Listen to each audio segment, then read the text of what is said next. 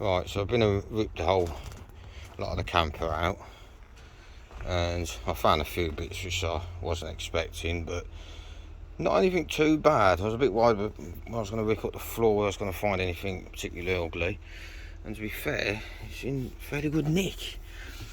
I found one little hole here, which ain't nothing major. I've whacked the hell out of that with a screwdriver, so it's as big as it's going to get. So I'm going to cut that out and put a weld in there. I'm probably going to cut that out and weld that in, although it's not through. Probably best to. This looks like a seatbelt anchorage or some description. This is a perfect circle. Same here, it's a perfect circle. A little bit of surface rust here and there.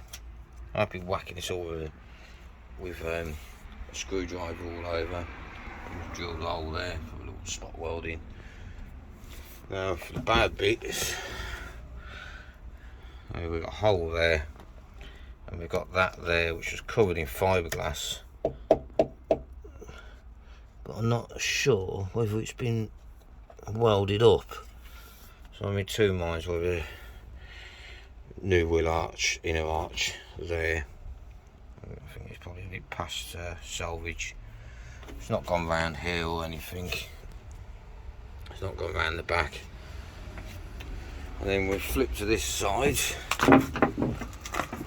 We've got another fiberglass patch, which seems to be rock solid. So I don't know whether they've welded it up and fiberglassed over it, because looking at this side, there's fiberglass over it, but you can see it looks like it did have something welded in there. I don't know.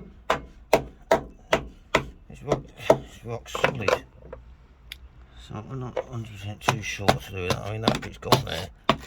I don't want to knock it too much at the minute, because I still use it as a daily driver. And then come here, it's a sliding door step, and it's all gone here. It seems to have gone inside. Seems to be right in there. Pinhole there, possibly. Yeah. That's going to be a bit of a sod to get to. But yeah, I don't think that's going to be too hard to weld up. And the inner's alright, good clean. Rust converter and so forth on it. And then underneath, round about here, on the inner sill, there's a little hole about that big, and it's had a plate up this end welded onto it. As for this end,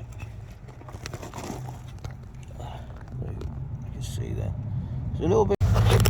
So for this end here, there's a little bit of surface which is reasonably deep, but it's not deep in the extent of where it's dealing with this structure of it, so that might get away with a good clean and paint. We'll have to see. Well, maybe not saying that, just spotted that. So yeah, we've got that to deal with as well. And go around the other side of it. They're not big weld jobs, they're more small ones. The biggest bits are bleeding wheel arches.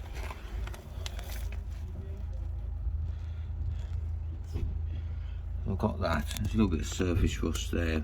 Just need to tidy up. It's all rock solid. There's a little hole there for whatever reason. It's got some silicone in it. It's just,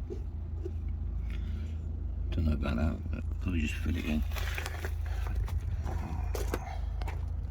So this side's not too bad.